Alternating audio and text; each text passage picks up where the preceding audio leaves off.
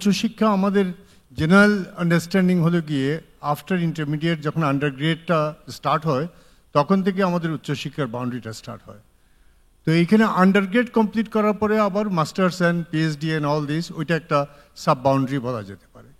তো আমরা যদি টোটাল বাউন্ডারিটা চিন্তা করি, আসলেই আমাদের এই যে 25 লাখ এভরি ইয়ারে বের হচ্ছে গ্র্যাজুয়েট, এরা কিন্তু I am very sorry to say this term, এরা most of the cases handicapped, because তারা নলেজ অ্যান্ড স্কিলের সাথে কোনো ম্যাচ করা থাকে না।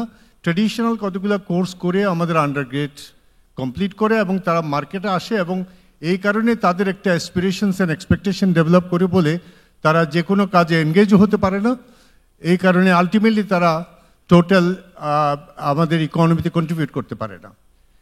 এই আন্ডারগ্রেডের যেই বাউন্ডারিটা এই যে পাবলিক বিশ্ববিদ্যালয় প্রতি ডিস্ট্রিক্টে, এবং আমি সকল বলবো কিনা জানি না, বিশ্ববিদ্যালয় কলেজ আমার নিজের গ্রামের উপজেলারও আছে।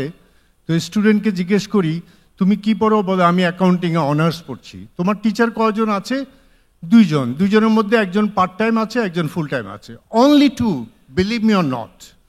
এবং এইখানে অনার্স পড়ানো হচ্ছে, এবং এরা অনার্সই কিন্তু পরবর্তী যে আমি ফলো করে দেখেছি তারা কিন্তু সেকেন্ড ক্লাস সিজিপিও খারাপ পাচ্ছে না, অ্যারাউন্ড 2.877 এরকমও পাচ্ছে, বা 3ও পাচ্ছে অনেকেই। এই জায়গায় আমাদের উচ্চশিক্ষার এই যে আন্ডারগ্রেডের এই যে বিস্তৃতি, মোর ওভার আমাদের এই যে প্রাইভেট বিশ্ববিদ্যালয়গুলোকেও সিলেবাস, যদিও বা এরা বেশ কিছু মানে ইউনিভার্সিটি তারা কম্পিটিটিভ এজ নিচ্ছে, কিন্তু মোস্ট অফ দি ইউনিভার্সিটি তারা এটা আমার মনে হয় না যে তারা মেনটেন করতে পারছে।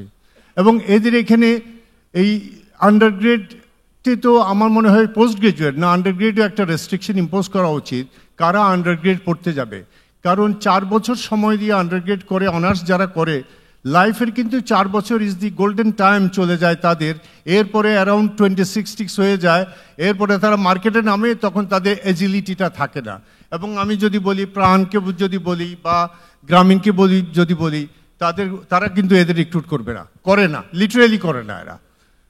তো আর পোস্ট গ্রাজুয়েট টোটালি রেস্ট্রিকশন করা উচিত, PhD and post graduation totally restriction করা উচিত, এবং অনলি চুজ ইন ফিউ যারা একাডেমিক নেক আছে, তারা রিসার্চে নেক আছে, ইন্ডাস্ট্রির সাথে একাডেমি একটা লিঙ্ক করার একটা মধ্যে তারা কাজ করবে, এরকম একটা এনভায়রনমেন্ট যদি ক্রিয়েট করা না হয়, আমার মনে হয় একদিন যাচ্ছে মানে আমাদের এই টোটাল জেনারেশনটা কিন্তু যুগ পিছিয়ে যাচ্ছে।